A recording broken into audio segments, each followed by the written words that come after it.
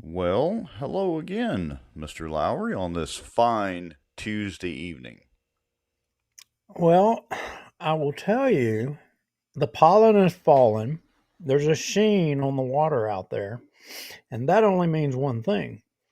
The white perch, the brim, they're all getting up there close to the bank, which I know you don't fish for those little old fish. You try to go for those that eat those fish, right?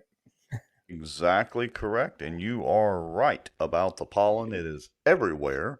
But the fishing's been pretty good. Although I did go to Lake Darbone today up at Farmerville, um, and caught a fish and had a big fish on a frog, and but other than that, we didn't do too hot. Of course, I hadn't been over there in about once or twice in 20 years. So anyway, we'll see. Yeah, things are so bad. There's people, I mean, literally, there's people in Bossier having allergies and going back to work for Shreveport. Hey, not just that. Apparently, some Bossier kids are having sex buffets at the parish libraries. Did you know that? Uh, Oh, sex excuse. sex buffets. What are you talking about? Yeah, well, not as in like Jimmy Buffett. Sex buffet. So let me pronounce that correctly. Yeah, Oh, oh, we're apparently using some French. We're using French tonight. I see. a Okay. little French, oui, oui. So I hadn't even read this whole article, but Jeff Sadow just released this a couple of hours ago, and so this should be an interesting read, because of course it involves the Bossier libraries and the Bossier Parish Police Jury, and well, all that kind of good stuff. Well, that's an interesting thing. I did come across an audit where the auditor, what's that guy's name? The same one for the Cypress District. I mean, his name's everywhere. It's like he does any government entity. He does all their audits. I mean, it's Oh, almost. yeah, his reputation is indisputable, or whatever. Anyway, I'm not thinking clearly tonight, but yeah, as a matter of fact, the Cypress District wouldn't let him speak publicly at any more meetings after we highlighted one of the videos where he said he told the Cypress District this and told them that, and they basically weren't listening or something to that effect. Anyway, it's been a long day. I've been up since 4 o'clock. Well, that's not my fault, but I will say that. Well, anyway. So I think we just need to go on and get the countdown, get it out of the way. We got a big show tonight. I think we're going to take a walk around the countryside today a little bit, right? Yeah, I mean, we've got taxes to talk about, more taxes and more taxes, and it's just like doubling the tax rate in Haughton, apparently. And we're going to talk about water in Haughton. What's up with Haughton? Now, wait And a minute. Whoa, whoa, whoa, whoa. Now, you let me put said on the water. brakes. You said water in Haughton. Now, I want to make a little distinction. There's downtown Haughton, and there's Mhm. that area between downtown Haughton and Bossier City, and a lot of people don't describe that as H Town. So it's technically not Haughton Water. Well, That's, I've never been real clear. Well, yeah, what is it? Cypress Village, is that the name of it? no, it's not Oh, Cypress Village. It's the see, I village told you. water The system. like the village people, It's, except the village water system. Okay. yeah, it's the village people. Okay. See, I've got everything all bumfuzzled tonight. Well, I've never understood the proper boundaries and what is Haughton and what isn't Haughton anyway. But did you know we're also going to talk about killing dogs tonight? And not just any dogs. I think, aren't these some rogue parish dogs that maybe were brought to Bossier? Is that Yeah, something accurate? about that. We're going to look at a post that one of the local vets, Dr. Snyder, made. And anyway, talk about a dog named Uma. We actually know the name of this dog. And apparently, well, Bossier Animal Control and the mayor like to kill dogs. Oh Apparently. boy. Well, Apparently. I say we go to break, we come back, and we hit all these topics with a vengeance. Sounds like a plan to me. All right, folks, you know the drill. I'm going to hit the countdown button here in just a couple of seconds. That'll give us about 2.5 or 3 minutes of countdowns and all that good stuff. That gives you time to go make some popcorn real quick, grab you a stiff drink, and we will be right back with the show, and we will dive right into all of the above and more. Here we go. Feel helpless, they don't feel heard, they have nowhere to turn. In all honesty, we try to lay low a little bit because of the fear that we would not be able to camp there. And I titled it "A Shot Across the Bow of the Good Old Boys." Hello, everybody. I don't think I've ever done a video before on here, but yeah, I wanted to tell y'all what frustrates me a little bit about permits. The cockroach of the week is, drumroll please, Allie Feaster Smith. We can't be apathetic about what's going on in our state. We have to all pull up our bootstraps and get on top of this. So you're right. There's a problem out there. I mean, and man, you can see it everywhere. Well, look, we have allowed government to become our wherewithal to everything. Well, I've not heard my name in stable or Baton Rouge in stable in the same sentence in a long time. You're about to be killed by a Zamboni, or you're gonna die in 5 minutes.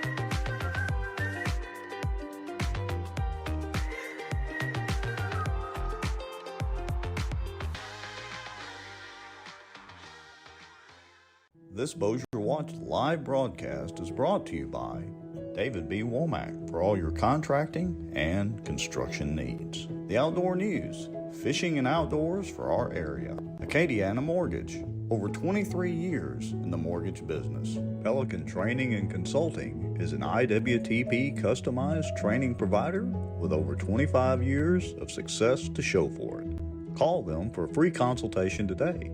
Pelican Training and Consulting matches employers with 50-plus employees with training dollars. Smarter Geek, making technology easier. And the many supporters, donations, and folks sharing information and watching out for Bossier. Now, grab your popcorn and a drink. Here we go. Here we go. Here we go again. Another week, and you know what? I didn't even check to make sure. Can everybody on Facebook hear our audio? I assume we're live because we have Facebook folks watching. Yeah, and I see that we've got quite a few folks on some of the other platforms that are tuned in, and so you Facebook folks, you're not going to be able to see their comments, and I don't think they can see theirs, but either way, we can see them. Yeah, they can't see the cross between them unless I pull them up on the screen. And folks, we welcome any and all comments, even if you don't agree with us, in case you're new to the show and don't know how it works. Hey, thank you there, Ruth Pope Johnston. Audio is good. That's excellent. So the way this works is y'all comment, and if we see good comments and can catch them in time, I'll put them up on the screen as we go along.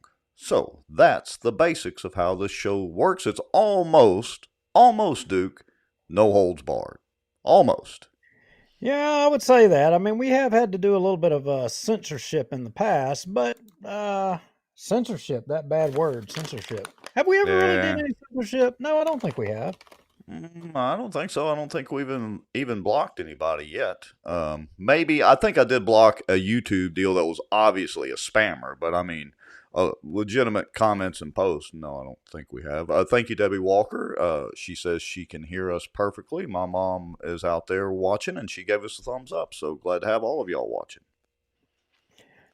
Yeah. So where are we going to go first with this, discussion on politics and local government and the high achievers in our government and maybe even the low achievers. And are we going to have we talked about it. We got to get back to a cockroach of the week. And how are we going to do that? Yeah, we do. As a matter of fact, we need to, well, we just got to pick somebody. We have to set our criteria again. Well, it's And been we so need to kick, long. It's been so yeah. long. A lot of people watching may not even know what that is, Rex. Well, they may. I tell you what. I'm going to switch screens. Hold on a second. Let me do some little behind the scenes stuff real quick, and get you back up on camera here. Now, people who watch regularly, they're probably noticing that I am shotgunning some kind of snack in my mouth Hmm. while I'm doing this show. Well, why would that be? The wife is out of the house. She's not here. Oh, so She won't. you're eating gas station snacks and whatever else you can get your hands on, huh? She won't come in here and slap me on the side of the head while we're talking to everybody on the show.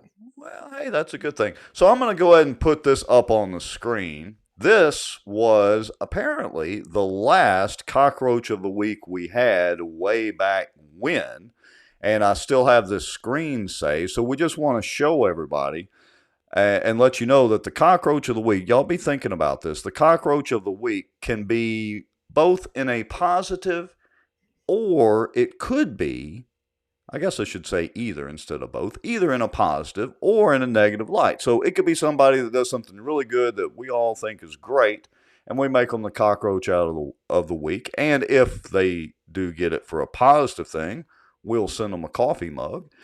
But on the other hand, it could be cockroach of the week because they do something asinine and stupid.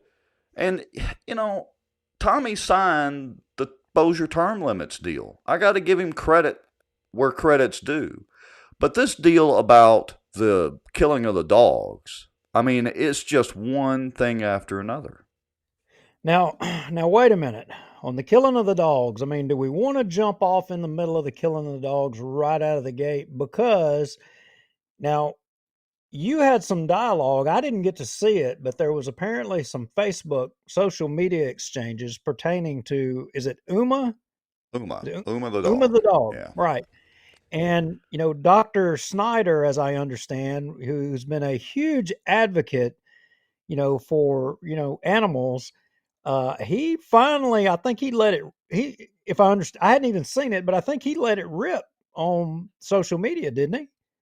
Yeah, he did. Well, he put a post up and got a bunch of commentary. Let me see if I can get this pulled up here. Well, Give me just a second. wait a minute. Maybe All right. before we pull that up, Mhm. I mean, because you had some dialogue with him and he said that he wanted to come on the show, Yeah, he but did. but neither you nor I have his phone number. We messaged him, I think, or maybe we had a miscommunication. But if anyone knows him and he wants to come on the show, we can get him on the show right now to come in and talk about it. Yeah, Right? and I got to take responsibility. Part of it's my fault. I commented to one of his replied to one of his comments as bossierwatch and said, "Hey, if you'd like to come on the show, you're more than welcome to discuss this." And sometimes you don't see all the notifications on Facebook, and somehow I overlooked that he did respond that he would like to come on and explain. I didn't notice that till about 10 minutes before the show started tonight. So that's kind of my fault. So Dr. Snyder, if you're watching or anybody knows Dr. Snyder has his cell phone number or whatever, text him and tell him to comment in the show, and we'll get him on the show if he would like to come on and discuss that whole situation. Yeah. So do we want to kind of click pause to just give him a little bit of time on that subject of whether he wants to come on or not, or do we want to roll with it? Well, Shannon Coleman says the whole show should be about what is going on in Bossier with dogs and animals. Well, that may be true, Shannon. It's pretty easy. Bossier Animal Control just likes to kill them, apparently. So I hate to laugh about it. It's not a funny subject, and I know a lot of people are upset about this. Yeah, Susan Fant Votow, I hope I said that correctly, says she's trying to reach him. Okay, so let's talk about the tax, and then we're going to get to the Bossier Animal Control. What do you say about that? Yeah, absolutely. So while I agree with that commenter, let me see, who was it? Shannon Coleman. While I agree, the animals is an important subject. Taxes are an important subject as well, too. And 100% increase in taxes is definitely something that people should talk about. Wouldn't you Yeah. agree? Well, and as I understand it, I've not done the math on it yet. So a concerned Bossier watcher and viewer reached out and said, "Hey, are you aware of what's going on with the Haughton tax rate?" I was like, "What?" Haughton's got a tax millage coming up on the ballot, and apparently it's in what, 2 weeks? Did we March look that up? 25th. It's March March the 25th. 25th. Did you know, Haughton, that you have a ballot initiative or whatever, anyway, proposal on the ballot coming up, and you're supposed to vote to, I think it's more than double the millage rate on property taxes in the town of Haughton because, well, they apparently need some new cop cars and some shiny new fire trucks with nice sirens. No offense to all you firemen guys out there, or ex-firemen guys, whatever. I see in the comments, someone saying, what number does Dr. Snyder need to call? Now, how are we going to set that up? Well, I mean, we can post my number. It's all over the interwebs anyway. Tell Dr. Snyder, tell him to send Bossier Watch a Facebook message. And I'll be sitting here kind of watching, and I will respond. So tell Dr. Snyder to just send a Facebook message to Bossier Watch. I'll text I'll send him my phone number or whatever, doesn't matter, and we'll get him on the show. So send Bossier Watch a Facebook message. We want to try to make this as easy as possible. Yeah, so Haughton is having this tax increase. It's going to rate there, and we'll show the graph here in just a minute. They're currently at around, I think, 14 mils is what the total, 13 or 14 mils. And it's going to increase to 27 mils if this passes. Oh, hello. That sounds familiar, from something we went through a couple of years ago. We won't get into all that debacle, but that's a pretty good increase. That's pretty substantial. And look, what a lot of you folks don't realize, and Duke, I may be skipping in the notes here a little bit, so pause me, put the brakes on whenever. But this isn't just, it's a property tax, but that not only covers homeowners, it covers business owners. I think do they factor that tax in on inventory and everything, just like they were going to do the property millage on the school board deal? Yeah, I think so. But, here's the rub for me, Rex. The rub for me is it's always, when we run these millages out here, it's always using the wedge against the voter. And do you know what the wedge is against the voter? I know you know, but I guess I'm saying it rhetorically. You know what the wedge is that's always used against the voter? Gosh, Duke, I don't. It's public safety. It's your firemen and policemen. They are the tool of politicians. And they tug at the heartstrings. We've got to support our firemen and first responders and police and, and look, I get it. We do. They need all the support they can get. They need all the tools that they can get to do their jobs properly. I get it. So I'm saying that a little facetiously, but yeah, they always tug at the heartstrings when they want to do this sort of thing. Yeah. So let me set the stage here a little bit, because I think there's probably background that folks need to understand in Haughton and this tax increase. If you live in Haughton, you probably know who your mayor is. Your mayor is Kim Gaspard.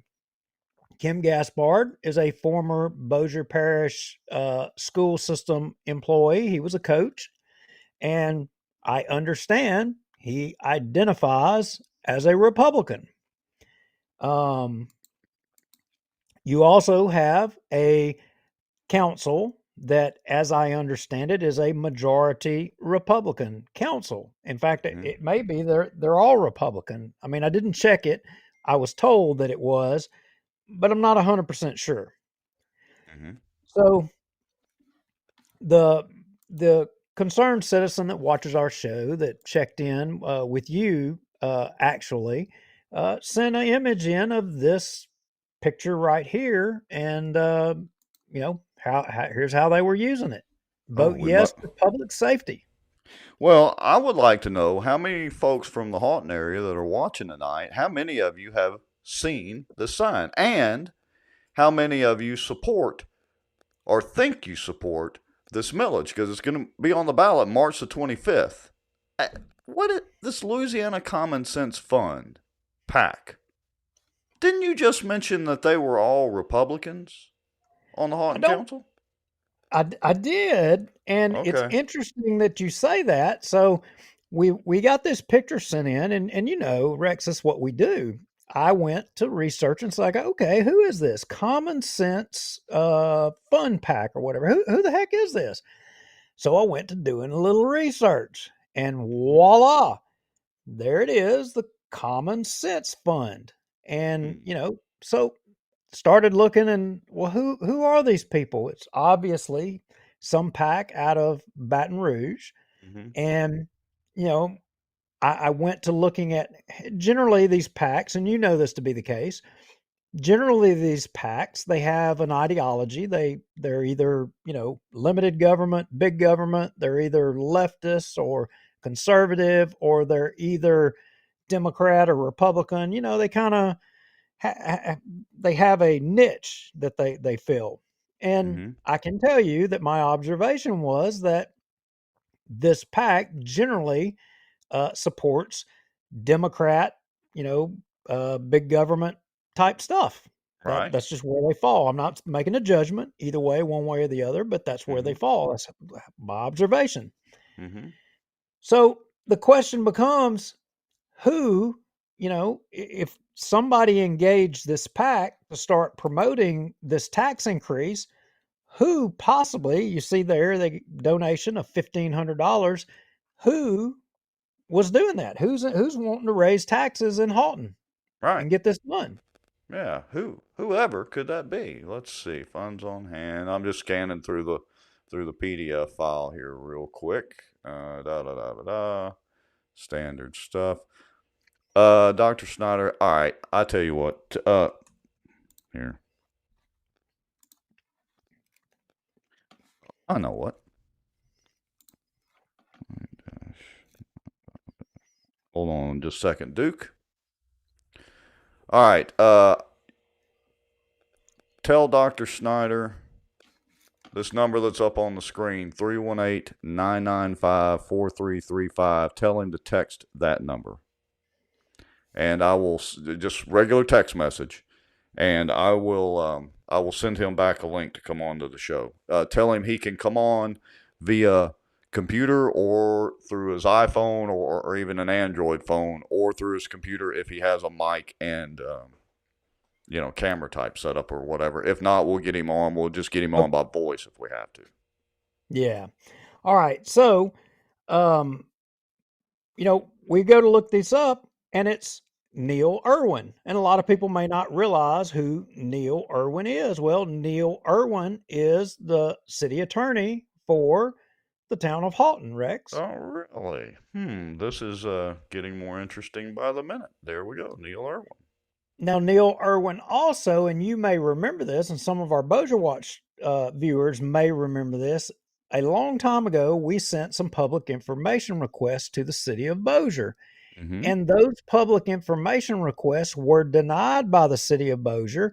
And specifically, what we wanted was the billing and rates of the Neil Irwin law firm to the city of Bossier regarding the lawsuit pertaining to Link Coleman and the development down there on the parkway.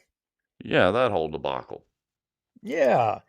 So Neil Irwin is somebody who has been around, but what's more interesting is the fact that he, is donating the money to a Democrat PAC to campaign for 100% tax increase, against the citizens of Haughton. Oh, the irony. Using the firemen and policemen as the wedge against the public.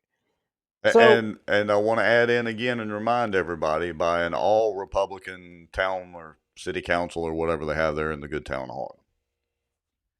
and I'm thinking that I read somewhere that Travis Morehart, isn't that his name, Travis Yes, Morehart? Travis Morehart. I'm glad. Yeah, That's it. that's him.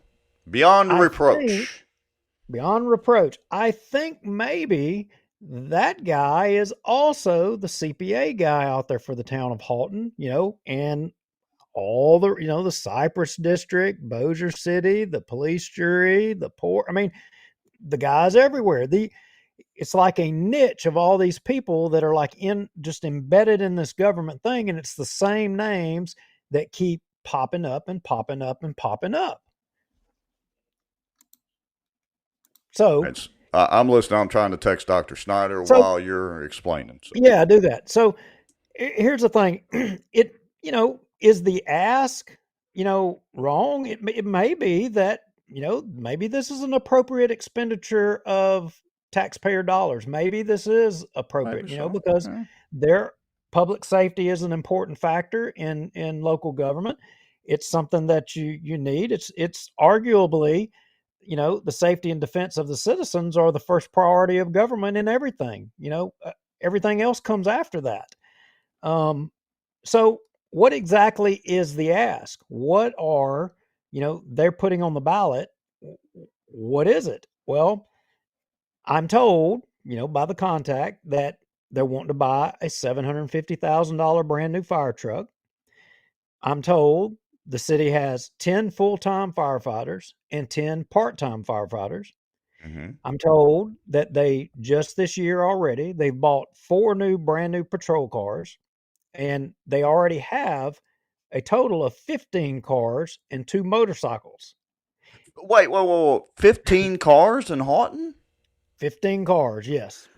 Now, look, I don't know how many police officers it takes to staff, per capita or whatever, but that seems a little excessive. Any of our police or friends watching might chime in on that a little bit. Does is 15 cars sound excessive? I don't know how many officers Haughton has.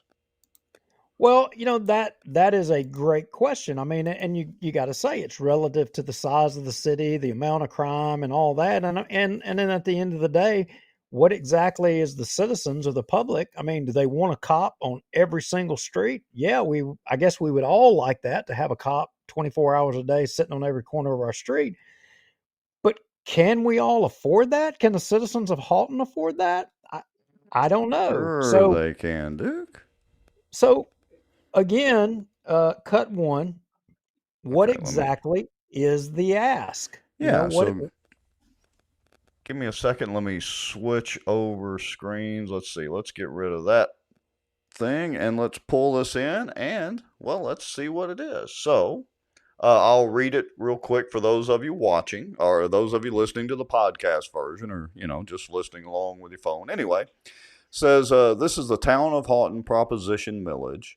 Shall the town of Haughton, state of Louisiana, the town, be authorized to levy and collect a special tax of 14 and 46/100 14.46 mils on all property subject to taxation in the town, an estimated $413,932 reasonably expected at this time to be collected from the levy of the tax for an entire year for a period of 15 years. Wow. It's going to be on the books for 15 years, beginning in 2023 and ending with the year 2037, of which 7 and 36/100 7.36 mils would be allocated to the Haughton Fire Department, and 7 1/10 7.1 mils to the Haughton Police Department for the purpose of acquiring, constructing, improving, maintaining, operating, and or supplementing public safety, protection, and emergency medical service facilities, vehicles and equipment, including both movable and immovable property, blah, blah, blah, that are to be used for public safety, protection, and on all purposes incidental thereto. Now, and all purposes incidental thereto. I'm wondering, what could I, if I use my imagination, fit into and all purposes incidental thereto? What can I That include with that? that leaves it pretty darn open-ended. That's very, very wide open. So I would contend this actually isn't for a fire truck and police cars. I, I, I don't think that's what this is. Not, or at least not just. I'll give them a little bit of maybe credit where credit's due if they're going to double the taxes on everybody. I mean, look, people, we're talking about over 100% tax increase. So look, Rex, you know I'm a H-Town guy. Graduated out there, Haughton High School. Grew up out there. I mean, lived out there. I mean, I guess up until the early '90s. Um, I can tell you, I remember when there was only one, maybe two officers out there. Chief Caskey, Buddy Caskey's daddy, was the chief of police out there. And, it got me to thinking, well, what was the population then as compared to now? Has Haughton grown so much that it's got to have 13 full-time officers? It's got a full-time fire department, and it didn't have a full-time fire department back then. So surely the population has expanded so much so that's got to be the case. It's got to be the situation, right? Well, yeah, it must be. I mean, they're expanding. They need more protection, more toys and tools and things to work with, right? Yeah. Well, if you share my screen, let's look and see exactly what it is. Let's see here. Let's see. All right, you're gonna have to. All right, give me a second and let me reset this so it looks right. Let's see here. Custom. All right, something is wrong. Maybe you'll have to hold on. Technical. Here we go. All right, let's try this. There we go. Hit the right button. Okay, there you go. All right. So in the early '90s, you can see the population hung right there around 2,000 people. So had a couple of police officers in the early '90s, and then around 2000, you see the population jump from 2 to 3,000. But interestingly, when you get way up here to almost 2020, you see the population jumped another 1,000 plus, literally in 1 year. It jumps by Yeah. almost 1,000 people. That's I a was pretty good leap. I was told that jump was due to them annexing property outside the city and bringing it into the city. So is that a population that equates to having 13 officers and uh full-time fire department? And I would also contend, I mean, what does having a 27 mil rate, how does that compare to all the other municipalities? How does that shake out? Well, I mean, surely they're not higher than Bossier. um Yeah, they are, Rex. In fact, Wow. in cut 9, I actually did a little checking because I wanted to see, Hmm. is this egregious? Is it not egregious? Where exactly does this thing land as far as in comparison to all the other municipalities around here? Okay, let me see if I can zoom that up. All right. If this come from the Caddo tax assessor, and if you scroll down to the bottom, pull it all the way down to the bottom, well, let's just look and zoom in right there. Yeah. City of Well. Shreveport comes in at 29. Mm-hmm. So scroll down one little more there. City of Bossier, 2258. Vivian, 2213. Rodessa, 6. Mooringsport, 10. Oil City, 22. Blanchard, 10. Greenwood, 9. We even got another page of various other cities, like including Minden and Sarepta and all those. But in result, if this millage passes, the city of Haughton is going to have the second highest millage rate, only second to the city of Shreveport. Wow. So that they're going to have to be between 22 and a half and 29 mils total. to get down at the average, but they're jumping clean up to 27. I mean, I don't know why they held back. They should have just went ahead and went for the title and went for 30 straight up. Yeah, yeah, no kidding. And we say that kind of in jest a little bit. But here's the thing: this is all a bunch of Republicans out there. In Well, but fact, they hired a Democratic PAC. Maybe they're not as Republican as we think they are. But surely some of them were a little bit opposed to this, right? well, as I understand it, it unanimously passed by all these Republicans to go on the ballot. I Wait a mean, minute. Every one of them voted to put it on the ballot. Nobody opposed it. every one of them, as I understand it, voted to put it on the ballot. All a bunch of Republicans out there voting to, double your taxes and arguably try to compete with, I mean, let's just call it what it is. While Shreveport has a Republican mayor now, but compete with, the most Democrat city in Northwest Louisiana in Shreveport. Haughton just jumped right there to the top with all of them. And I know Haughton's infrastructure, their water lines, their water system or whatever, it it's not where it should be. I mean, it's not. And you're going to jump to the highest millage rate almost in Northwest Louisiana, and you don't have your infrastructure in order. Well, that's Something's going I on mean, out there in Haughton, and it ain't good. yeah. Apparently, they didn't learn their lesson from the Bossier Parish School Board debacle back in what was that 2019 2019 I think it was. But all right, so let's narrow this down and summarize this though. When is this going to be on the ballot? I mean, surely we've got a month or two, right? Nope, you got a couple of What? weeks. March 25th. What's the day? So Well, that's even less than 2 weeks. Yeah, you got like 11 days. All right, folks, you need to sound the alarm, all of you that are from Haughton, and that this may affect. Or if you have friends in Haughton, you need to let them know that there is a drastic tax increase on the ballot. It's going to basically double the tax millage rate in the town of Haughton. And they're kind of trying to slip this by because, look, I know some of you indicated that you did see those signs, but they weren't really putting those signs out till a couple of people sounded the alarm and kind of called the mayor's hand on it over there, and the town council and all that. Now, David Womack raises a really great point. David Womack says the city's growing too fast and they may be trying to slow it down by raising taxes. Well, that's an interesting concept. Well, he very well could be on the mark. But they're trying to slow it down for 15 years. Here's the thought. Quit issuing building permits to build new subdivisions. Oh, gosh. But who does that? Right. It's not the town of Haughton, the police jury, right? Yeah.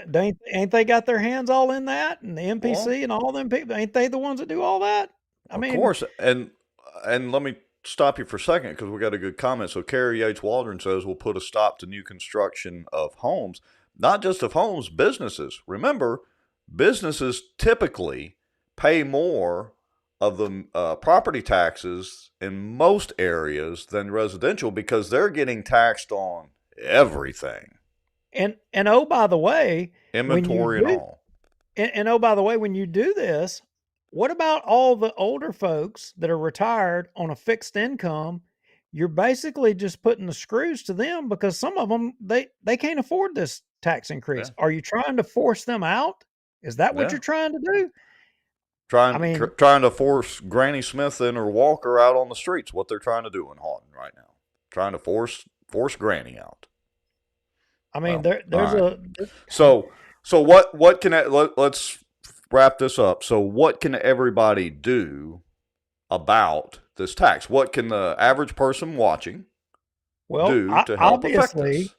Obviously, your Haughton Town Council or mayor and council, I don't know which, but they're organized to, get this vote passed. They've got their city attorney you know, spending money with a PAC. So you're probably going to get mail pieces telling you how great it is and that you should support. You're a horrible person if you don't support your police and fire. You know, you're a horrible person if you turn your back on public safety. But, you know, there probably needs to be a little bit more introspection on this thing, discussion, thought, talk, and you know, look, I I was a fireman. I've supported increases for other departments. You know, the Benton deal, 100% increase, and the second highest. I got to tell you that That's a little makes me much to stop. stomach. That seems like a little much to stomach, and especially when you've got other problems, you know, in your city. Yes, it does. All right. So, any questions about the Haughton Tax? And we'll probably mention it again next show because that'll still be before it's time to go vote on it. And look, let everybody know it's on the ballot. Go vote and vote no. Unless you support it, unless you want to double your your property taxes, and that's fine if you do. But remember, at least go vote. Yes or no. All right. Let me see if I can get the good doctor on. Let's see, he says. All right, yeah, that'll be interesting. Let me set this up. I'm going to have the good doctor call in.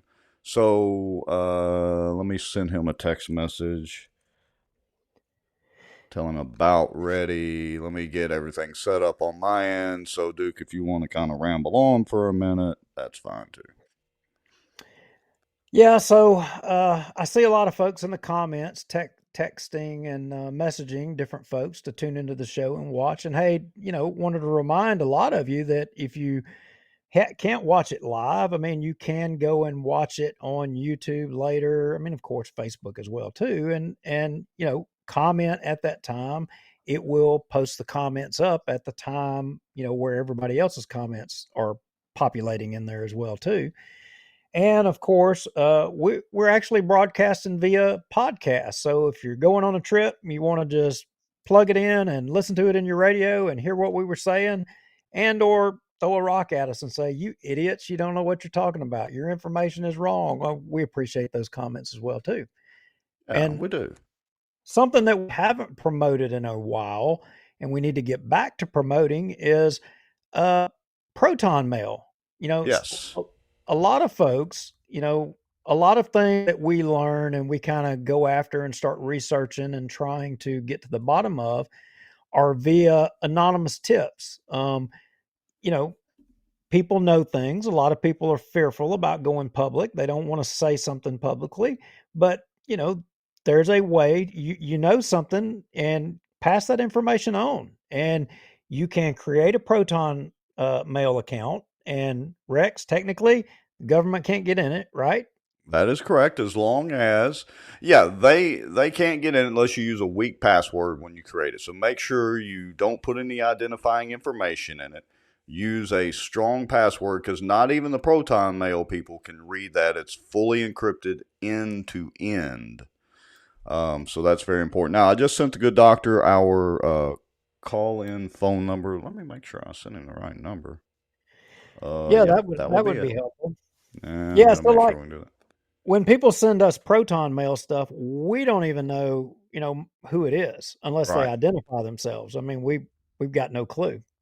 Right, that is correct. Okay, so we're kind of waiting on the good doctor to call us here, and hopefully that'll be any minute now. So so for everybody else watching the show, and while we're pausing just a hair, Rex, so we put off last week. We were going to talk about, you know, Bossier City had the water workshop, and you know, since we've learned a little bit more on that subject, and I'm thinking that we're going to try to put a special show together on Thursday to cover that topic. Are we still going to do that? Oh, hold on, there's the good doctor. Let's answer it. Hello, can you hear us? Yes, I can.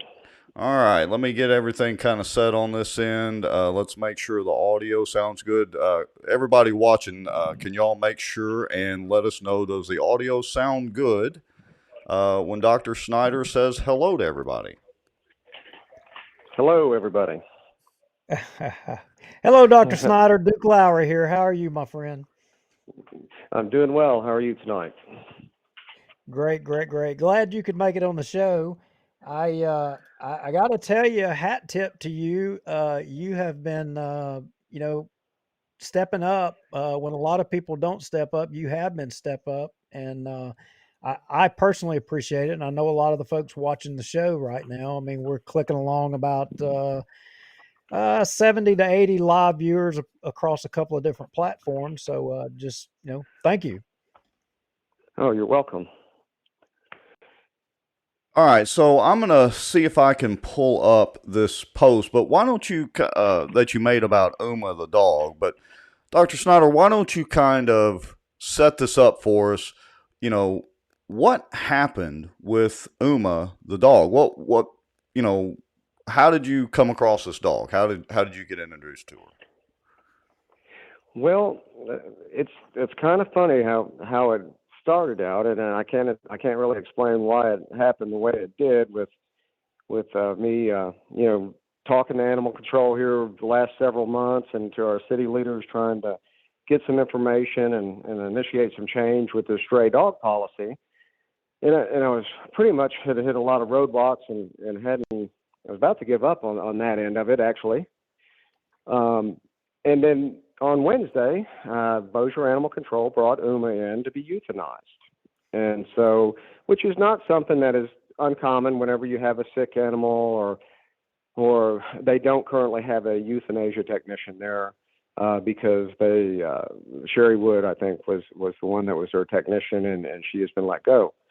So anyways, Uma was there, and I glanced at the paperwork to see what was going on with her, and I'm getting ready to walk out for lunch, and I saw that she needed to be put to sleep, and that they said that, and the paperwork said she had just been presented to animal control by the Bossier Parish Sheriff's Office today, the day that they brought her to me. And actually, just a few minutes before they brought her to me is what the paperwork indicated. So Wow. I looked at that, and I'd been going through their policies, and animals are supposed to have a 72-hour stray hold, so I couldn't understand why she was already there. Mm-hmm. So I went out and looked at Uma, and she had several bite wounds on her, and some injuries, but nothing that was life-threatening and nothing that was real debilitating. But oftentimes strays do present that way. So I stopped and I called animal control and asked them, ask them about Uma. When did she come in? They confirmed that she had just been presented today, which was Wednesday. And I said, well, why is she not going to get her 72-hour stray hold? And they told me it was because she was in such severe discomfort and distress. And I said, well, I've looked at her, and I don't share that opinion. In my opinion, she's good enough to have her 72-hour stray hold. So I'm going to decline to. And the person that I spoke with said, well, you need to talk to my supervisor. And I did. And they gave me the same information. Well, long story short, I declined to do it, and they came back and picked her up. So they gave me the name of the person who is currently the director of the animal control. And I tried to call that person, left a message. And I knew it was a time-sensitive matter, so I went ahead and called the mayor's office. And I did get a hold of somebody at the mayor's office, the receptionist, and told them who I was and what my concerns were. And then a representative from the mayor's office called me back, and I spoke with her about Uma and discussed her and told her, what my opinion was on her situation and that she should get her 72-hour stray hold, in my opinion. And they disagreed with me. And we spoke about several things, but long story short, they disagreed with my opinion. So that's how she came to be in my office. Okay, and we just lost Duke, so we'll try to get him back here in just a second. Let's see. Okay, he said he'll be back in a minute or two. So, all right, we sent a public information request email over to the mayor's office and to the city attorney, but I carbon copied like almost everybody on it, and wanted to get all the correspondence and information concerning this dog. Now, by law, open meeting law, government bodies or government entities have 3 days to respond to that email. Now, they could respond just so you know, Dr. Snyder, and everybody else watching, in case you don't know, they could respond back with, well, we need more time to gather the information, but they have to respond within 3 days. Well, it's been, 4 days now, I think? And, well, pretty much crickets. So, Right. I think that's an interesting tidbit. Now, so what ended up happening to Uma? Well, I called to check on her the next day, which would have been Thursday, in the morning, just to let them know that we were interested in adopting her after her stray hold was complete. And we could not get any information. We were told they couldn't give us any information on Uma and that she was not going to be available for adoption. And I said, well, we know she's not available for adoption currently because she's on stray hold, but when that's completed, we would like to do that. And they said they couldn't give us any information. So I actually physically went to the animal control at lunchtime to try to get some answers and received the same information. And at that point, I was under the assumption that she's probably already been euthanized. So what I did at that point was I started contacting all those that may have been able to provide that service for the animal control to see if anybody had done that. Which the next morning I did get information back that that had been done, that she had been euthanized, and the individuals that did that, it is that I want to say this, it's not their fault, okay? They had no idea what was going on with Uma. If she came to my place and I hadn't been dealing with animal control the way that the things that I've been going through with them, it wouldn't have perked my interest either to look at the paperwork and examine everything. So that individual, in my opinion, did nothing wrong. So I just want everybody to know that, so that if that information ever does come out, that it's not an issue for them. Well, but yes, she and was I euthanized she was euthanized on the very same day that she was at my clinic, on Wednesday. So within a couple hours after she left. All right, now clarify for me, because I'm kind of new into this animal control. I mean, we have 2 dogs of our own and love our dogs and all that, but I'm new into this animal control deal, and and what goes on with it. So, what is the procedure supposed to be? Well, if you look at their current policies and procedures, the procedure is supposed to be that if they pick up a stray animal, they are supposed to hold that animal for 72 hours in order to let the owner or potential owner of that particular animal have a chance to locate it. And you're saying that they did this the same day? Like, wasn't it within a few hours? And I know I'm maybe kind of rehashing some of this, but it was right. A few hours? Well, she came in to the animal control sometime after they opened at 8 o'clock. She was at my place. The paperwork that they processed her with said 12/23 on it. I don't know how long she was there before they processed her. They brought that paperwork with her to me. She was in my place by 12:30. I kind of evaluated everything, made some phone calls. She left my place by about 1:30, 1:45, and then by let's see what they tell me. Probably within 2 hours after leaving my place, she was presented at 3:30. She went to the second facility and was euthanized. All right, so yes, all in the same day. So that begs the obvious question of why. Why would they do this? Because they should know that they were not going to get good publicity off of this. There was going to be bad PR. Well, I mean, and I've spoken. Yeah, I agree with that. And the reason I initially assumed was the reason is because they're full, and they didn't want to make room for Uma to have her 72 hours. And that was the primary problem that I started working with months ago, that animal control can't be full. I mean, we have to have space available for strays to come in and be processed according to the policies. And that's not currently happening. Now let me go ahead and tell you that all of what's been going on, and I'm going to be very honest with you, getting on the internet and raising a bunch of fuss is not the way that I preferred to do things.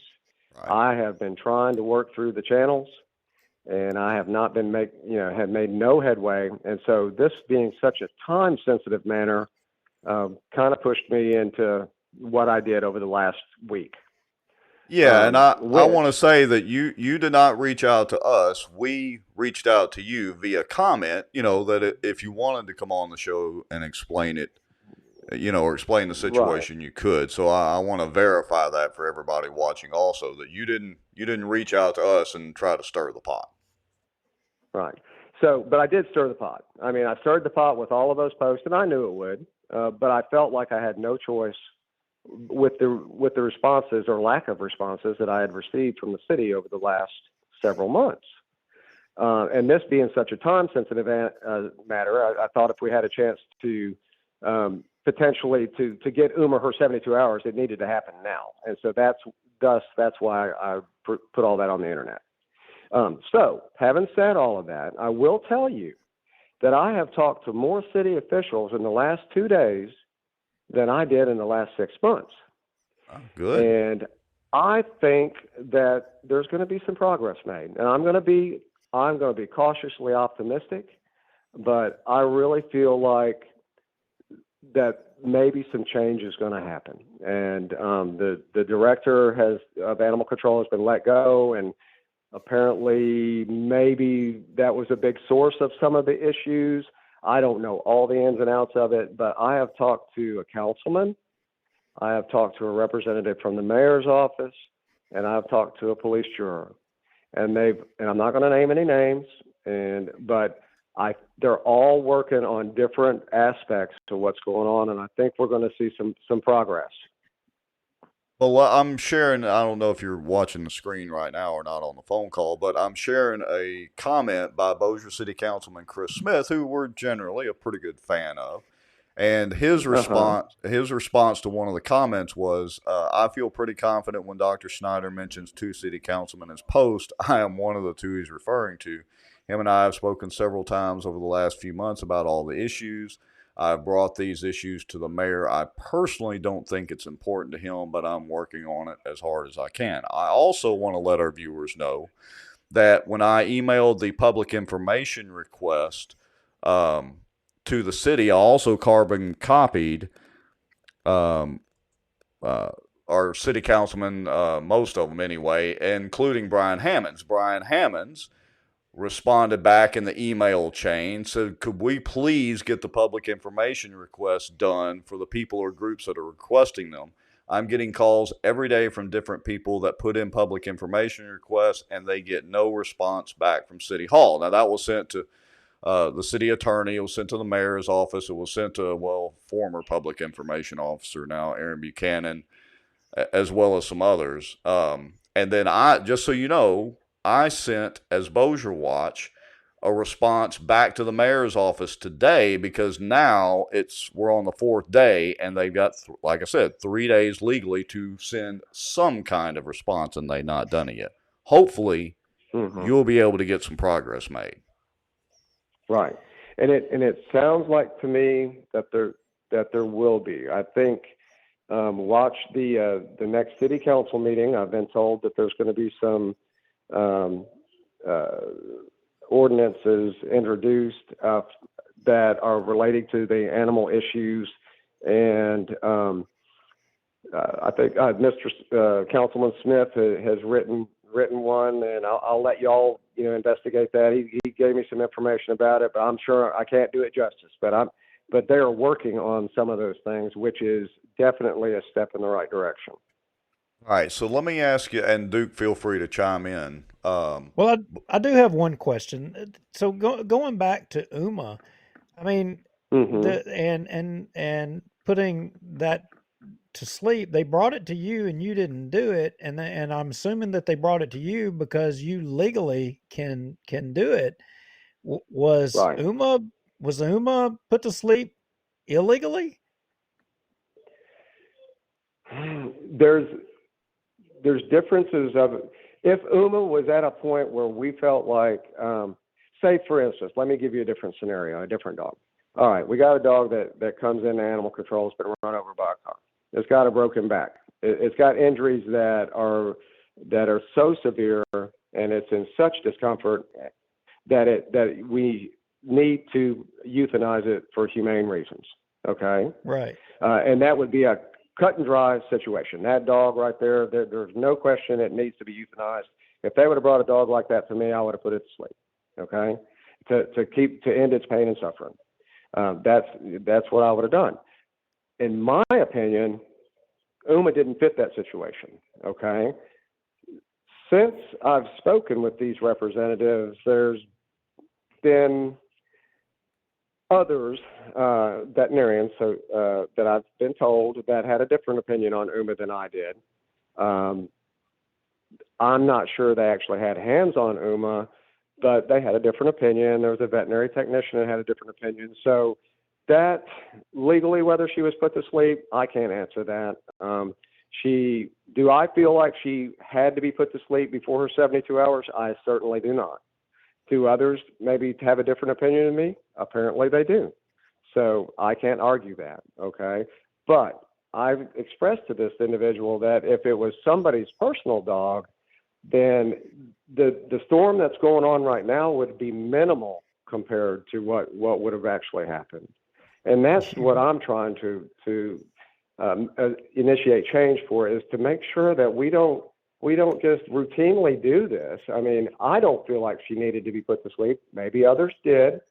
But the one positive that's coming out of it is that we're talking about it. It sounds like there's going to be some more cooperation between the animal control and the citizens and different groups in the community, which would be great for animal control and the community and the animals. It'll be a win-win-win situation.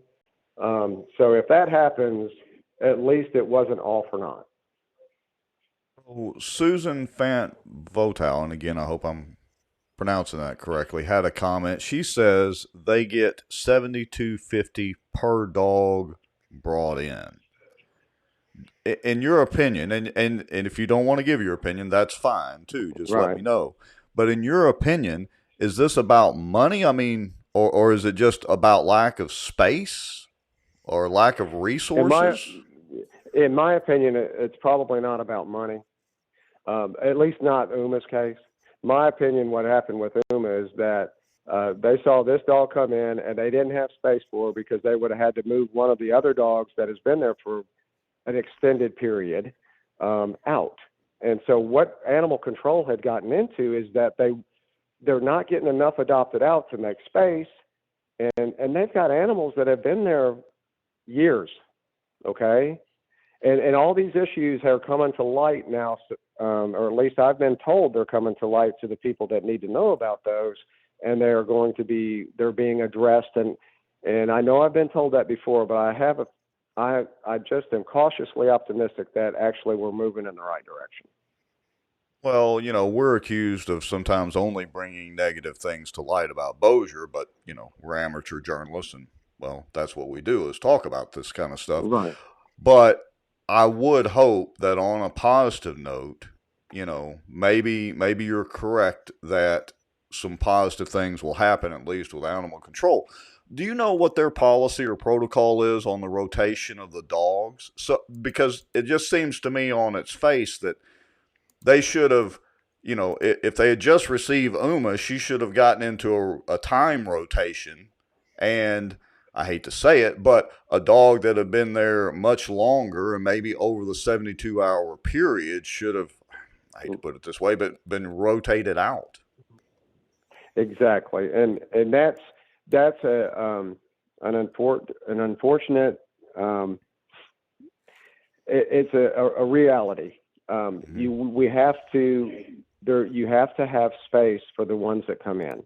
Right. That's where this all started months ago, is that they're saying there's no space, and they're telling me, the people that I speak with now, that they're initiating things that should help improve that part of it, and that the individuals that maybe were running or in charge of running the animal control had had gotten to the point where they weren't willing to make the room. They weren't willing to work with. I feel like they're not. The way you can make room is working with the rescues. I mean, that are in the area, and they're trying to help. And for some reason, it just seems like they did. You know, the animal control does not want to communicate with the rescues or cooperate. And we can certainly get a lot more done if we all work together on the same project instead of working against each other. And several people are commenting about different rescues and resources and all that.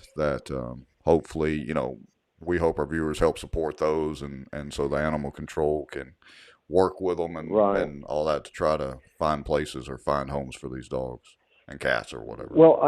Well, it's never going to be a perfect world. There's always going to be some animals that have to be euthanized, unfortunately, because of the population issue. There's several different facets that have to be worked on to try to help. You got to help the population issue so we don't have as many trying to get into the animal control or as many strays that they need to take in. We need to do a better job of getting them networked and adopted out. Unfortunately, some of them are going to have to be euthanized.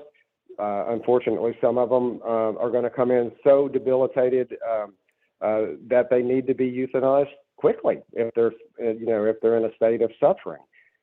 The issue was with Uma is, in my opinion, she wasn't. We've been dealing with all the other issues, and I felt like it was time to take a stand and say, why are we doing things the way we're doing? All right, so I've got one last question for you.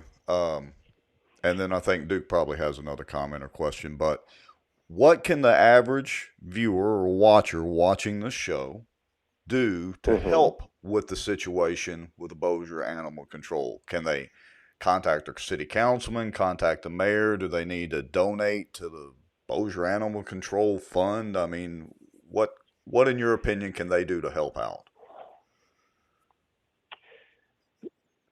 If they're able to, what they can do, if they have funds to donate, if they're able to donate their time or money, whenever that's an option again at animal control, to donate to the rescues, to try to help the rescues, to discourage people from being backyard breeders and help with the population problem. There's so many different ways and so many different things that we need to get organized in order to tackle the problem. And even with all of that, it's still going to be a problem. We just have to try to work together to minimize that problem. And we got to be able to get the strays off the street, though, because they have nobody to speak for them. Okay, if we got dogs being run over by cars, we're going to have a citizen that's going to wreck their car. Probably already happened, trying to miss a dog. We're going to have somebody walking down the street with their child in a stroller, and we're going to have a stray come up and maul the child. Something bad's going to happen if we don't handle the stray population, and they can pass diseases. They're not vaccinated against rabies. We've been fortunate not to have any significant rabies outbreaks in our area, but that's not going to remain the same if we don't handle our stray population better. Hey, Duke, did you have anything you wanted to add, or? No, you guys were knocking it out of the park. I mean, I'm glad to hear from Dr. Snyder that he, because look, I mean, Dr. Snyder, again, hat tip to you. Like I said at the beginning of the show, I know that you have been weighed in on this issue even before Uma, sending countless emails, identifying, obviously that we have a disconnect in our animal control services, arguably in the parish and the city. And, good job, stepping up to try to, get some light shined on the subject and get the problems addressed. Unfortunately, it's taken an instant, I guess, like this with Uma to finally, get our elected officials moving. And you're right. I can tell you, had it been one of my dogs, man, this would sure be a whole lot worse than what it is right now. Definitely. Yeah, and I want to just relay some information. that I've got today. I got a lot of new information today about what's going on in, in the back room, so to speak, or in the back channels, getting things taken care of. But apparently there's been some things in the works. This is what I've been told, that Mayor Chandler is definitely working or involved in some of these improvements that I've mentioned to you, and they're going to come to light supposedly here in the next week or two at a council meeting. And these are things that didn't just happen since UMA, but I think a lot of the public opinion and pressure that's been put out there, and I don't like doing it that way, but I think it's helped stimulate some of the other things and other people to realize we have an issue and to start thinking about it more. Yeah, I would tend to agree with him. We really appreciate you coming on the show and spending your time, with us this evening, and just being, blunt and honest about the situation with UMA and what went on. So we can't thank you enough. And you're welcome to come back on the show anytime if you've got an issue or something you need, to bring to light that we can help with. We welcome you back anytime. Well, and I sure appreciate that y'all shedding light on everything, and let's not just drop it though. Let's keep our eyes open and make sure that watch what's going on and see if they continue to progress like they had indicated to me that they have. I mean, before today, I was still hopping mad. Okay, and they've cooled me down a little bit by telling me some of the things that they're proposing and that will be coming to light in the next week or two. But we need to not. We can't take things just at face value. We need to continue to watch. Thank you very much. And again, thank you for being on and giving out some great information. It was an unfortunate circumstance. And again, you're welcome back anytime. Thank you, Dr. Snyder. Thank you. Okay, bye-bye. Well, good deal. I'm glad we was able to get the doc on to kind of talk about that situation. And yeah, that worked out well. And again, my apologies for not seeing the comment where he had responded earlier. We could have made that a little bit smoother, but he did great and, gave out some great information and lots of good comments and positive comments about Dr. Snyder, too, as well. So we thank all the watchers for those comments.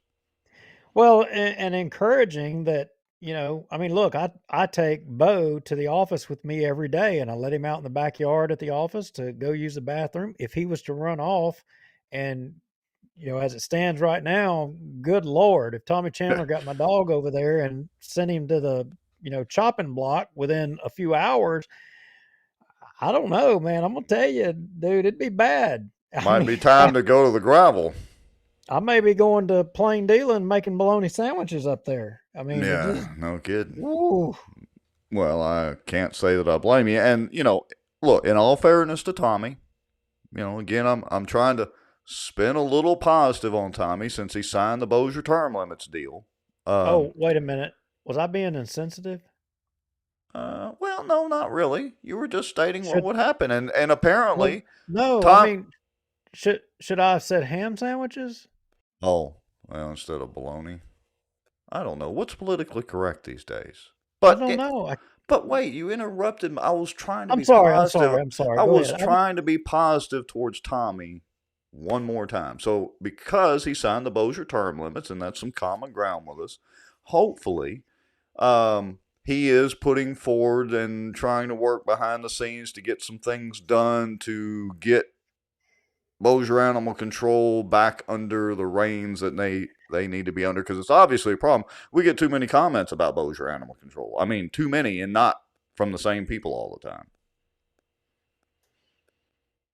All right, that was a long comment. Pause for Life just made a long, and I mean, look, they just made a long post right there in the comments, and Shannon Coleman and so many more local rescues. We have a transport every week saving 350 dogs and cats a month. Pause for Life team met with Tommy Chandler, Bossier City Mayor, and Amanda Nottingham, CAO, for several hours to discuss shelter best practices and hiring a veterinarian, certified vet tech, and qualified employees. Sadly, they just repeated decades of mismanagement. Not looking good for the home team, is it? Well, if Dr. Snyder's information is correct, and look, I mean, he's been out there on the front, he's been advocating, and for the animals, and if he feels confident by what he was told by I guess working the room, as someone else said in the comments, of the politicians and what they're telling him they've been working on, Tommy Chandler, Chris Smith. If that's the case and that does come to fruition, who knows? It maybe it will be the long-term solution. I know that for years we have had problems, supposedly of our animal control system going back and forth, like being fluid. It's working and then it's not working. It's working and then it's not working. I don't know. We'll have to see. I won't hold my breath too long because, well, I might run out of oxygen. But maybe something positive will get done. All right. Hey! Shannon Coleman said no, not insensitive at all. I mean, look. Hey, remember them bologna sandwiches when you would take and you'd fry them up in the skillet and then you'd slap a big Hey, old slather I of love. cheese on it as a Yeah, I kid? love Remember fried. that? Yeah, look, I still do it as an adult. Although some people might say I'm a big overgrown kid most of the time. But hey, that's good stuff. I can't do it anymore. I can't do it. But I remember how good it was as a kid. Yeah. All right. So what is next on our agenda? Well, if you live out in that area between H-Town and Bossier City, you may have had a little problem with your water here recently. Did anybody hear about that? Yeah, I mean, there were a bunch of comments about it, and I guess now, folks, y'all correct me where I may be wrong, or Duke, you too. Am I understanding correctly that the people running that water system, the staff, walked out the other day or a week or two ago, or what's the deal? No, no, sir. No, sir. Let me make a correction there. Okay. According to my sources, they did not walk out. Oh, That is an incorrect description of what took place.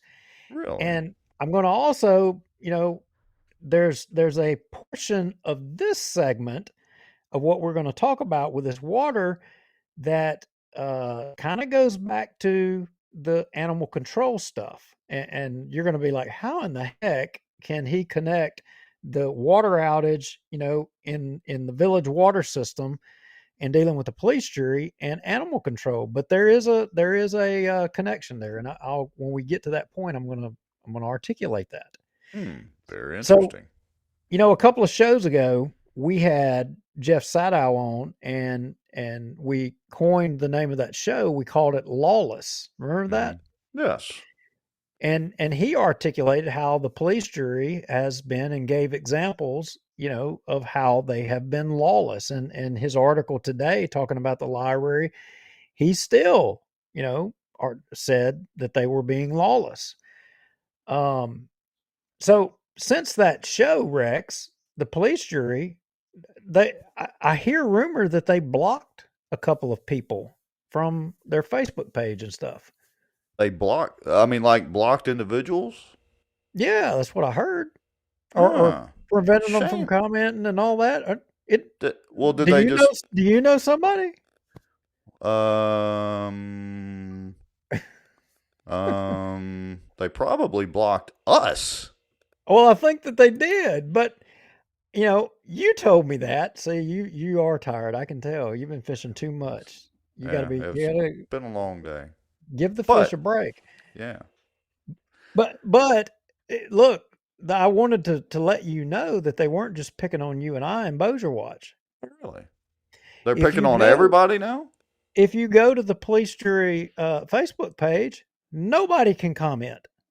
They took them all off. Nobody. Well, that's Everybody one watching way the to solve the show. problem. That's right. You got a complaint. You can't complain. You can't go in there and say anything. Let's see. Ashley Bullock says Rex's BFF blocked him. Aw. And she also says, isn't that illegal? Well, not really if they block everyone. And government bodies can generally block people that are obvious trolls, that aren't adding to the conversation. They're not supposed to be able to block people or block commentary or speech, for that matter, of people that disagree with them. Now, there have been this whole thing actually started during the Trump era when the Trump administration blocked some folks on Twitter. And there was, of course, lawsuits filed, and it went through some district courts. And, the courts then, and I'm probably not putting this out there correctly, but anyway, several of the courts ruled that no, the Trump administration can't do that. They can't block, except under a very narrow set of circumstances. Then it reached the Supreme Court, and the Supreme Court actually kind of reversed that ruling. But by the time it happened, by the time that ruling came down, Trump was already out of office. And so the ruling was specifically for the Trump administration. And so it kind of, I don't know, it's a ruling in limbo if we have some legal experts out there that want to look into that. So it's honestly, Ashley, it's in limbo. I don't know. So where is Mark Smith when we need him so he can use those big words like articulate, as David Womack quoted me as saying?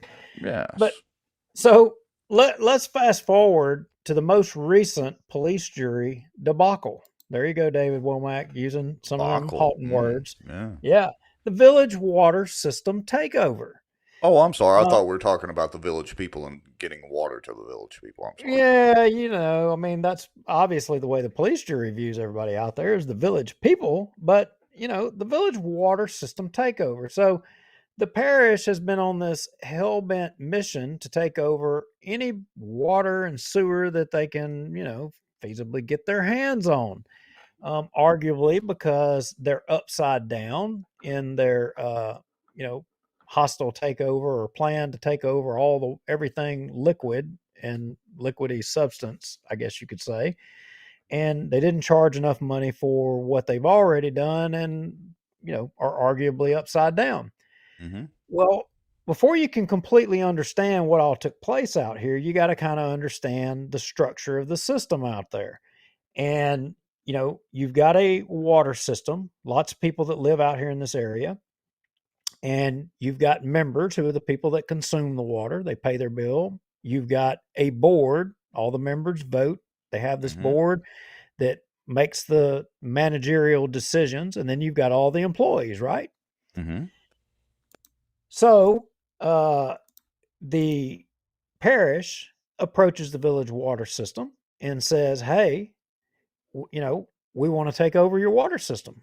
And one of the reasons why they arguably or is said to want to take over it, because the village water system is the key and or the link to other water systems. To get the other ones, they got to get this one. Mm-hmm. So a merger was proposed, and I have it up sharing the screen, cut to, and we'll go 2, 3, and 4, and I can scroll through them. But a proposal was put out, and this was from the village water system in October of 2016. I think this letter went out on October the 6th, and it was basically just saying that I know I'm probably making everybody sick there. But anyway, just basically saying that the board feels like that this is in the best interest of the water system because they've got some, capital construction problems that they needed to attend to, and that allowing the parish to take over it, they'd have more resources, aka meaning more taxpayers spread out all across the parish to pay for those improvements, rather than, this system having to increase rates to be able to pay for that infrastructure construction. Makes sense, right? Right. Well, I mean, what's wrong with that? Well, and so then they have, this little fact sheet. And one of the things was there's a lot of people that are in the system that say, they said that all the employees would stay, nothing was going to change there, that our rates wasn't going to go up or not, but I can tell you in here, they, in the letter they sent out, it said actually that the rates were going to be whatever the water district rates were. That was what the rates were going to be. So I don't feel like they were kind of being sneaky there, but obviously there were some problems. And included in that was a fact sheet, but included in that sheet, and here's where it kind of gets murky, there was a proxy for all of the members, whether they were in favor or they were against. Now, again, this thing went out on October the 6th, and they were having their meeting that this had to be in by October the 18th. So they gave everybody like 12 days to respond, right? Right. Okay. Well, interestingly, do you know who sent out this survey to all the members of the district? Actually, no, I don't. Travis Morehart. Didn't we just hear that name earlier? I thought he was a CPA of ill repute. I mean, where is he whatever. not? Where Whatever. what is he not the CPA of? Yeah, he's everywhere. He's everywhere. Hey, there's possible future mayoral candidate Lisa Bungee Jump Johnson. Yes. She put plus or minus plus. Yeah. She's going to bungee jump with us, one way or the other. It's happening. So, legally or illegally, we're going to do it. One or the other. Anyway, so all these letters went out. They gave everybody 12 days, and Morehart and them were doing the handling the voting, I guess. And then I guess everybody could have showed up at the meeting, but there's said to be approximately 3,000 members of this water district. And I'm going to speed up a little bit and get through this because this stuff is kind of boring. I gotta admit, but it's probably not boring for the people who lost all their water and everything. And now, right? They probably care a whole lot. So they had this meeting. The votes were counted, and I think I can go right there to cut 5. These were the results. The results were 366 people were in favor of the merger, 117 were against, and 12 proxies, for whatever reason, they didn't count them. Don't know the why on that. Okay. So the board, based on that, moved forward with the merger. And so fast forward to December of 2022. All the employees out there, now this is an important point for everybody. All the employees out there gave notice. So they didn't just up and walk out. In December of 2022, they all gave notice that, to the board and to the police jury, that if everything wasn't, managed correctly or done what was told to them or how it was done, or that they saw that they were endangering the water district or whatever, that they were all going to, walk out and quit. They were going to stay on. So long as everything was going the way it should go, they were all going to stay on. But if anything got sideways, they gave them notice that they were going to walk out. So as from what I understand, things trucked along. And, here we are. We're right now in March. And, so December, January, February, everything's rocking along good. And bam, we got a problem. So what was the problem? That all of the employees exercised, their notice that they would potentially leave. What happened to cause them all to do that? Well, what is alleged to have happened is that AKA Butch the Hatchet Man Ford told all of them, said, not only do we not need you, we're going to run the system better than you run it. Yeah. Okay. So they all summarily wrote their resignations out, finished the day, and all went home. They left. They quit. They cleaned up the Yeah. offices, wrote their resignations. It was a Friday when this supposedly took place. Mm-hmm. They wrote their resignations, did their duties for the rest of the day. They cleaned up the office and they left. They turned in their equipment and all that stuff. Now, listen to that word. They turned in their equipment. So that's an important point. Right. Oh, I lost myself in the notes here. So that Friday, and going into the weekend, apparently, is when the problem happened. And I'll let you click on that video and show that link. Doug Warner, Friday happened. And then by Monday, we've got this problem. Things are crashing. And Doug Warner had an interview with, Butch the Hatchet Man Ford. And Butch's comments were pretty telling. Yeah, let me get that queued up and we'll let everybody listen. Let's see here. Let me pause that for a second. Let me get everything set up on our end. And share screen. Oh, that would not be the right one. Let's see. Hold on, Duke. Bear with me. This live stuff here. You'd think I'd be used to it now. You obviously caught too many fish. Or not enough, as the case may be. Okay, so here is Mr. Doug Warner. I'm going to make this a little bit bigger. Bear with us, folks. Okay, here we go. Let's see. I've got to unmute that, bring that level up, and here we go. Oh, gotta unmute that too. All right, here we go.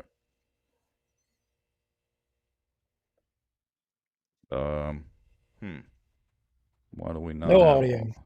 Why do we not have audio? Anyway. Well, long and story short, Butch Ford suggests that and Doug Warner redirects. He suggests that something or somebody did something to cause the system to fail. And Doug Warner redirects and says, you called the sheriff's office, so you believe that this may have been terrorism or something, Nefarious is the word I think they used. Oh, here we go. Hold on. Working on it. It's going to be a few. Let me switch screens. Hold on just a second. Switch screens again.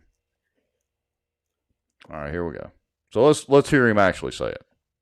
A few more hours before they get it fixed. You're saying the water computer system crashed, and you're so concerned and worried about it that you actually called the sheriff's office to look into it?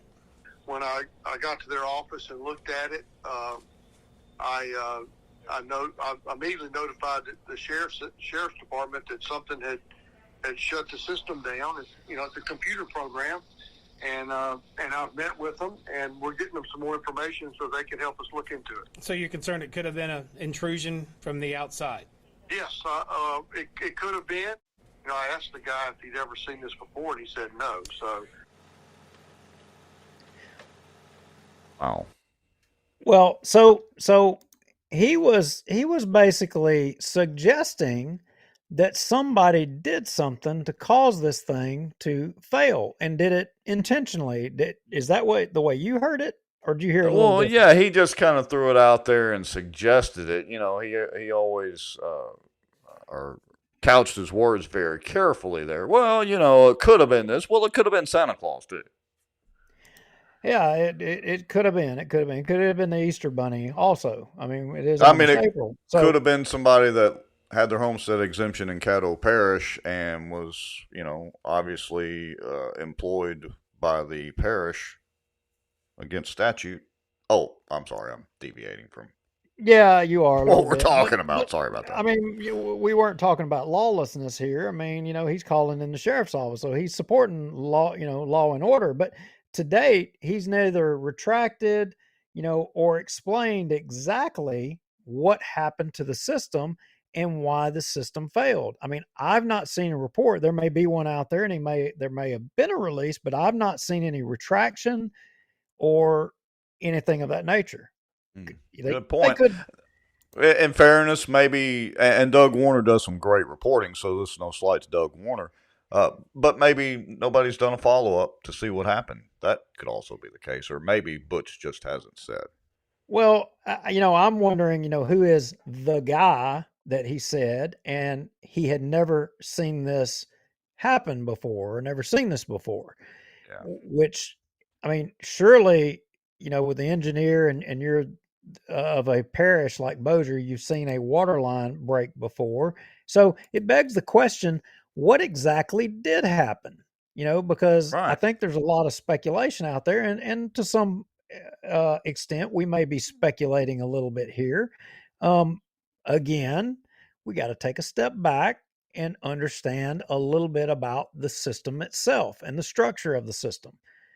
You know, Folks drive through Bossier City, you see the big water towers with the water, up there, and that's a part of the water system. And one of the reasons for you putting it in a water tower is to have pressure. By elevating Right. it, you increase the pressure that you put on the system.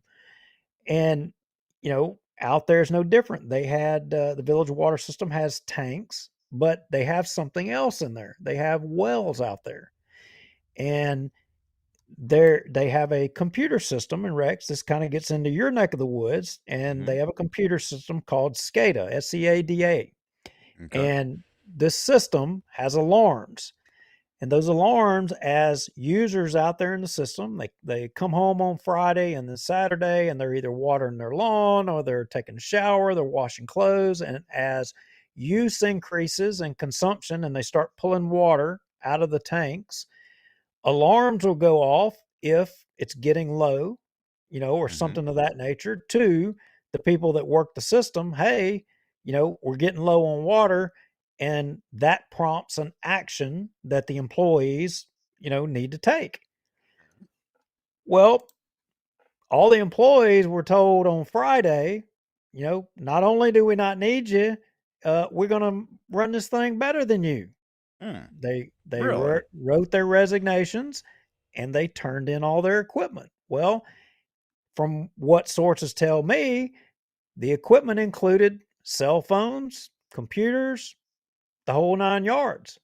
Hey, And and credit to them if you're gonna walk out and drag up and all that. Turn in your stuff. Do it the right way. that's right. So if the people who would normally respond, to the system getting an emergency signal or saying there's a problem, would have had their phones and still been, I mean, the parish had somebody had arguably, they said they had somebody better to manage the system and they could do a better job. If they had somebody doing it, they should have been able to catch it, right? Because the old guys, you told them to carry their butts, so they don't have their phones to get the notification that there's a problem anymore. There's no more responsibility on them. Mm-hmm. So why, or was there any emergency notification? Was there an emergency notification? I don't know. We don't know. Who knows? So It's an automated system. Surely there was.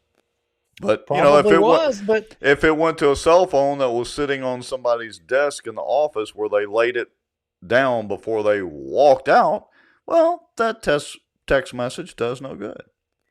yeah. So at some point before Monday morning, one of the workers who would have received that emergency notification got a phone call and was asked if he would provide his username and password to the system so that they could Mm-hmm. gain access to the system. I'm told he declined to do that, but he did agree to come down there to the office. He comes down there, and upon coming down there, he couldn't access anything. Well, imagine that. Imagine that. And so then he went to go into another office, and guess what?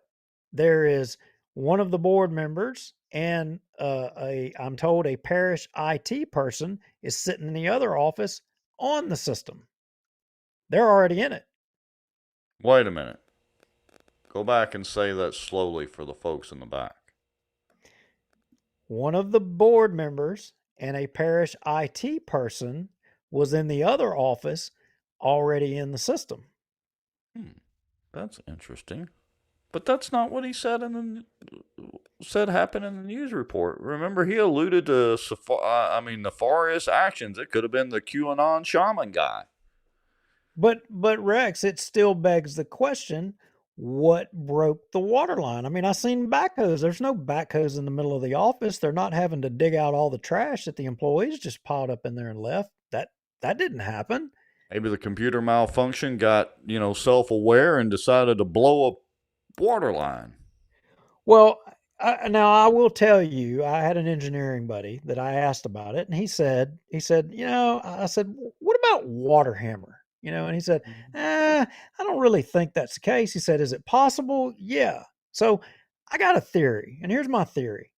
My theory is that they went across the weekend. The system exhausted the water in the tanks. The emergency went out, and nobody was managing the system. The parish took control, said we didn't need you. They took control, and nobody was monitoring it. You're in better hands now, right? Anyway, so nobody's monitoring it. It runs out of water. Well, then somebody realizes, because you're getting probably calls saying, hey, we got low water, no water, whatever. Somebody rushes out there and says, oh, yep, we made a mistake. Whoops. They flip the switch on the well, start pumping water into the tanks to build up pressure, and then they flip the valve, and you've already done got low to no water, and all of a sudden all that pressure, bam, in the system when you flip the switch back on, and you got water hammer, and it wherever it finds the weakest point, it's going to blow it out, and it blew it out. So that's plausible. I mean, I'm no water expert or water line expert, but that sounds plausible to me. So if that in fact was, and it may not be, it probably isn't what happened, but if in fact that is what happened, why did we all of a sudden have to raise the specter of it was something of the former employee or the nefariousness? Why did we go there? Well, they can't blame themselves. Well, oh, you mean not claim that we flipped the cruise control switch and went home and went to bed? You're saying, yeah. Yeah, I mean, you can't do that. Can't possibly do that. It must have been, Al Qaeda or Al Qaeda or whatever. I forgot how to say it now. Well, the thing is this ain't the first time. And again, I said earlier that I was going to make a full circle to animal control and how would it relate to this? Well, this isn't the first time that the police jury has blamed the employees for failures on their part. Oh, yeah. Well, same song, different dance, same dance, different song, whatever. Yeah. Same song and dance routine. Well, let me give you an example. What about the library? Yeah, that's right. Remember when they fired the little old lady? Fired the little old lady? And what about the lady that was running, McKenty, running the library system? They said that, remember there was several allegations in that deal, as I recall. It was, out of control spending and excessive salaries and all that, when all along it's the police jury's responsibility and they approve the budgets. They oversee all that. But, I guess the reasoning could be, well, they oversee it, and that's why they had to deal with the problems as they arose. I don't know. Whatever. Well, and then the little animal control lady, we had her on our show, saying that, her services were no longer needed. And, they were having problems with, she was not sending enough animals, like we were talking about earlier, to Bossier City. For what? So that they could kill them, I mean, 7250. And it was her fault, right? I don't know. And now I'm going to tell you, Rex, I'm going to jump out here a little bit. I will tell you that there, and you may not have heard it, but there is a whisper campaign against the former. Yeah, there's a whisper campaign. Interesting. So let's hear this one. Well, I didn't know that I was going to go all the way with it, but you kind of raise it up. But there is a whisper campaign out there on the streets suggesting that the people that were rescuing the animals were doing something nefarious. Imagine that. Nefarious. And for those of you that don't know, a whisper campaign is when you use certain operatives to start a narrative and spread it around, but you have plausible deniability in it. Oh, well, that was, no, we didn't say that. But it just somehow magically happens to get put around in all these circles. Yeah, Or you do something like Butch did and just drop it out there on the news broadcast that, it could be terrorist. yeah, and that whisper campaign, the long and short of it, because I know, Judy, who is watching the show, the whisper campaign is that there was profiteering going on off of the sale of dogs and out of the shelters. That is the whisper campaign. But look, you don't have to look to all of these recent events to note that there's a track record on always blaming the employees or that.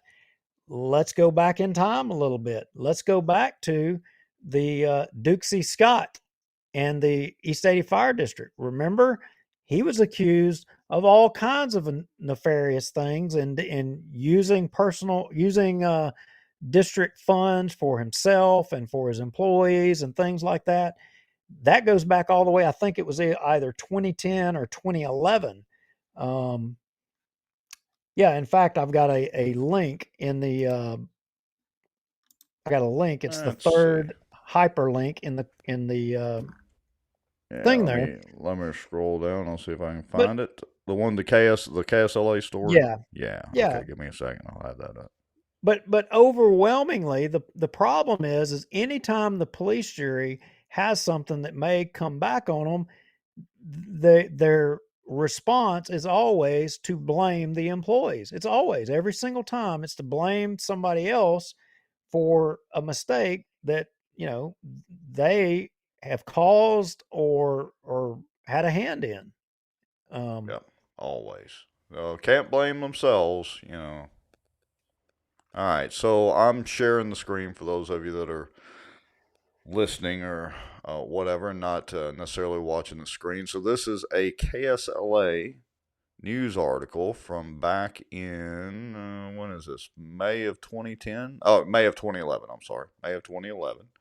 And it's Bossier Parish EMS Director resigns. You can look it up. And there's Dukesy Scott leaving the Bossier Parish Police Jury after being placed on administrative leave April the 20th of 2011.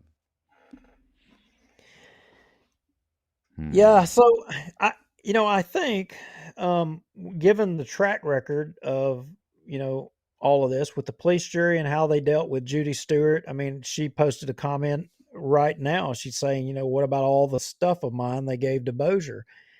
And the fact that Miss Wood, don't know her down there in Bossier, has been summarily let go.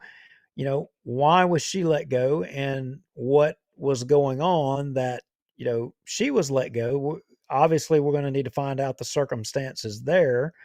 And because I will tell you that we had I think it was Proton Mail, it may have been one of the other ones, but had reached out and someone had suggested that Miss Wood had been indicted.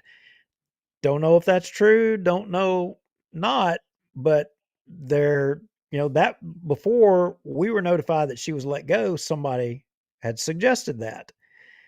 And now we learn for sure, we heard it from Dr. Snyder, it's confirmed that she's gone. She's not down there anymore. Very interesting.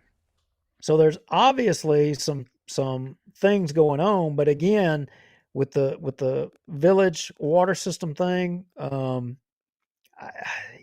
find it hard to believe that the employees out there, you had a couple of people, I think one person had been working the village water system to the tune of 29 years. You had another one that was maybe right around 25 or so. And from all indications that I can tell, those folks were loyal to that system.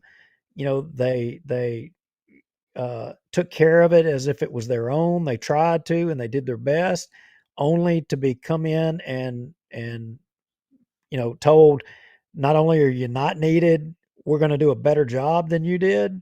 It's kind of a slap in the face. And then for you to put it on cruise control, go to sleep, and it breaks down, and then you're going to suggest something nefarious happened? Yeah, well, Maybe it did. I don't know. well, there's always two sides to the story. So there's the side of Butch Ford, and it must have been hackers and terrorists. And But then you there's can't what really you can't happened. you can't blame Butch Ford No, you because you've can't. got you've I'm got just picking police on Butch jurors. Ford for a little while. You've got the police jurors that are enabling this. They let him sit up there. I mean, and look, bottom line is we're homestead exemption shopping. That's what we're doing, So I'm wondering now, are we setting precedents in Bossier where if you want to run for the mayor in City Bossier, if you own a property, you can claim homestead exemption and take a loss just so you can run for mayor in the city of Bossier, or maybe for judge. If you're a lawyer and you're living in Shreveport, you got a piece of property in Bossier Parish, and if you want to run for judge, all you got to do is move your homestead exemption over there, right? So you can Surely, move your voting record. surely they I'm wouldn't try something like that, Duke. I'm wondering what Judge Charles Smith, how he would rule on that. I mean, that Well, almost sounds like a good old boy network that we have been complaining about now for 3 years on this very show. but you know what he would do? He would say, Richard Ray, Eric, where are y'all at? Bring me some water bills. Bring me some water bills. My gosh, homestead exemption don't count. I need Yeah. water bills and get some lady from the city to come drag in her and say, yeah, this amount of consumption on a water bill doesn't reflect what I would normally see on someone's water bill where they were consuming enough water. Well, it's a never-ending saga and drama. All right. Are we done talking about water, or is there more to go? Well, because you look like you're about to fall asleep, and you are miles away, I'm just going to keep talking, see how long you can hang in there. Fall into the mic, All right, folks, we appreciate y'all watching the show tonight. Rex is going to have to get him more rest, and Well, and so we do have more to talk about the water workshop. To be fair, it's a lot to go through because it's an hour and a half meeting total, and there was a lot of content in there. So we're trying to be very precise and doing some due diligence. And you've done an extensive due diligence on this and digging into it. And we have some interesting things to report now. Correct me if I'm wrong, Duke. They're voting on this water deal. The Bossier City Council is voting on this water deal with the Caddo Bossier Port Commission. next This Tuesday. Next Tuesday or this coming up Tuesday, 1 week from today. Yeah, 1 week from today, this next coming Tuesday, and it'll be the second reading, and for them to move forward on that. And I think we need to have that. We need to have a second show this week, a special on Thursday, like we used to do. Have a show on this subject matter because I think there's some information there that would probably be beneficial to our elected officials that are making that decision. And I I always complain that too often government moves too fast, and they don't slow down enough. And I will say I'll give this council on this issue credit that they have kind of tapped the brakes. They have been asking questions, but they still have a few more questions that they need to answer. And I think we're going to be able to shed a little light that may make them tap the brakes a little bit harder. And I'm not saying it's